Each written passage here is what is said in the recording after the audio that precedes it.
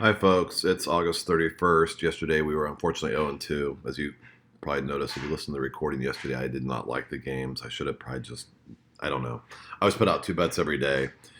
Didn't like the games. Try to go with the run line to offset the fact that the money lines were just so crazy, and it didn't work out. Unfortunately, I think it was Seattle that won by one, didn't cover. So anyway, we're gonna get back at it today. Today, I'm only gonna give you one bet because there's only a handful of games today, and honestly, I don't want to force any picks on you guys, or not that I force picks anyway. Honestly, I'm sharing the data, showing how I make my picks and how I make my money, right? So anyway, before I get into the one pick today, I thought I'd spend about a minute to going through some of the trends. I basically have the month of August here in front of me for baseball. You can see the 1st to the 30th. Obviously, today's the last day. I don't have the very full month, but I have the last 30 days. So what have we learned in August? What are the trends that we can kind of point out? The first one you can see is ERA under 3.5 is at basically plus 13 units. Pretty much anytime you have a pitcher ERA under 3.5, the spread, the run line's good. 8+7 units, money line's good.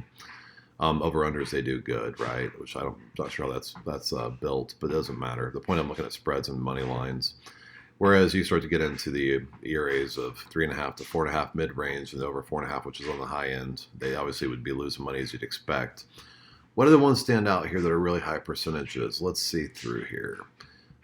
Interesting when the money line is between 41 and 50% of the split at 58%. Those are hitting, so that's been an interesting metric. I wouldn't expect that. Whereas if you flip over to the side, on the public side at 51 to 60, you go down 17 units at 43%. Kind of an interesting little split there between that range between 40 and 60%, how that little shift over the 50% line does make a difference, right? Let's see here, I guess 65% on the 81 to 100% of the split, you would expect that, but the units aren't real high because these are probably games where the juice is like minus 200 on the money line and kind of things like that offset the win percentage. Looking through here some more. What else do we have here that's really high percentage that's interesting to point out? 7 to 8 wins at 62% of the money line, plus 8.8 units, not too bad. Whereas 9 to 10 wins, not so good, actually on the money line, which is interesting. But again, you're paying probably minus 150 to minus 250 or higher, so that's to be expected. Home teams as favorites are 61%, but again, as a favorite, they're still losing units if you bet every game. Home teams as underdogs, 41%, not surprised by that. Away team as favorite is actually doing pretty well. So there's some interesting metrics there, but let's get into the baseball game for today. Let me pull up my model here that I'm using for this analysis. And the first game is going to be, actually the only game is going to be today, is San Diego. I'm taking San Diego for 2 units at minus 130. Why am I doing that? Honestly, the biggest thing I'm looking at today on these games, again, there's 1, 2, 3, 4 games. Not a big list of games. I'm not going to press anything or push to make any bets here. What I'm going to do is I'm looking for something that stands out. And one thing I like, especially in football, but I'm doing here today about baseball, is I'm looking for reverse line movement.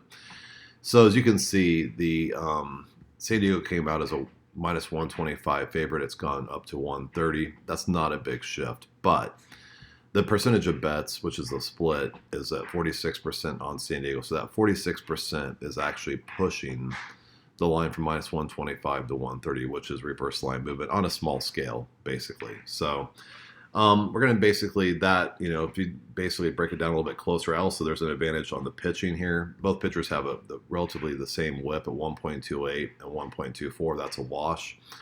But if you look at the ERA, the pitcher from San Francisco is at 5.05 ERA, whereas the one from San Diego Avila is at 2.63.